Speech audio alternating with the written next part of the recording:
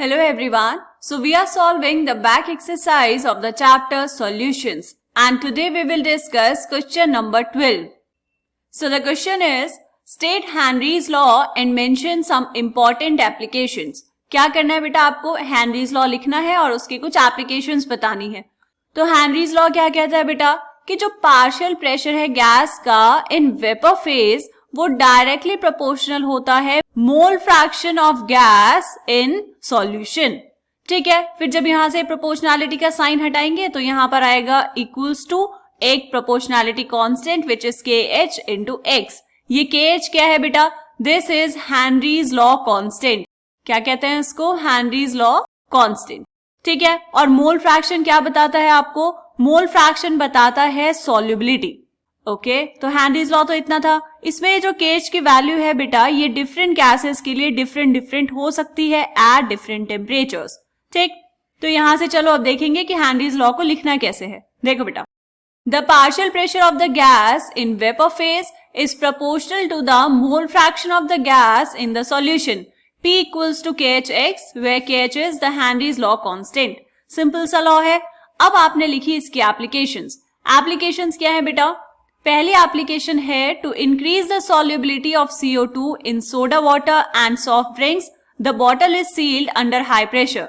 Cold drinks तो सब पीते होंगे, जैसे ही आप उस कोल्ड ड्रिंक का बॉटल ओपन करते हैं बेटा तो क्या होता है, वहां पर एक फिज जैसा साउंड आता है। वो जो फिज साउंड आता है वो होता है ड्यू टू CO2। वो जो कार्बन डाइऑक्साइड गैस है वो सॉल्युबल है उस सोडा वाटर के अंदर, और गैसेस की सॉल्युबिलिटी बढ़ेगी अगर हम क्या करेंगे, प्रेशर ज्यादा करेंगे।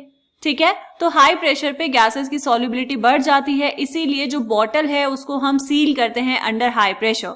ठीक, नेक्स्ट एप्लीकेशन क्या है बेटा, to avoid the toxic effects of high concentration of nitrogen in the blood the tanks used by scuba divers are filled with air diluted with helium. क्या मतलब हुआ इसका बेटा, पहले जो टैंक्स यूज किए जाते थे, स्कूबा डाइवर्स जो यूज करते थे, उसमें होता था नाइट्रोजन। अब जैसे जैसे वो ओशन में अंदर जाते रहेंगे डेप्थ में, तो क्या होगा बेटा, जो सॉल्युबिलिटी है गैसेस की वो ब्लड में बढ़ती रहेगी, और जब वो सरफेस की तरफ आएंगे तो प्रेशर कम हो गया है तो सॉल्युबिलिटी कम हो गई, तो नाइट्रोजन जो है वो ब्लड में से बाहर आने की कोशिश करेगी और उसकी वजह से वहां पर आ जाती है एक बहुत ही डेंजरस कंडीशन जिसको हम बोलते हैं बेटा बेंड्स।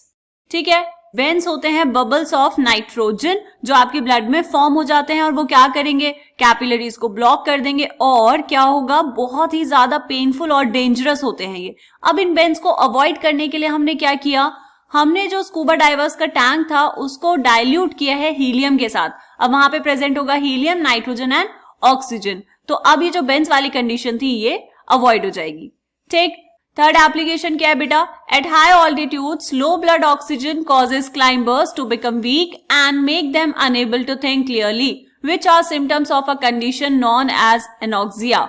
हाई ऑल्टीट्यूड्स पे जो पार्शियल प्रेशर है ऑक्सीजन का वो कम होता है ग्राउंड लेवल से। अब पार्शियल प्रेशर ऑक्सीजन का कम होगा तो उसकी जो सॉल्युबिलिटी है ब्लड में वो भी क्या होगी बेटा, कम हो जाएगी। अब ब्लड में कॉन्सेंट्रेशन कम हो जाएगी अगर ऑक्सीजन की, तो जो हमारे टिश्यूज हैं वो अच्छे से काम नहीं करेंगे। इसकी वजह से क्या होता है, एक कंडीशन आती है जिसको हम बोलते हैं एनॉक्सिया, जहां पर जो क्लाइंबर्स हैं वो वीक फील करते हैं एंड क्लियरली वो सोच भी नहीं पाते। तो ये थे 3 important applications of Henry's law और ऊपर आपने इसका स्टेटमेंट दे दिया है। बहुत सिंपल सा लॉ है बेटा, इसको याद रखना है, ये इंपॉर्टेंट क्वेश्चन है, बोर्ड्स में बहुत बार इसको पूछा जाता है। क्लियर, चलो मिलेंगे नेक्स्ट क्वेश्चन में, तब तक के लिए बाय बाय।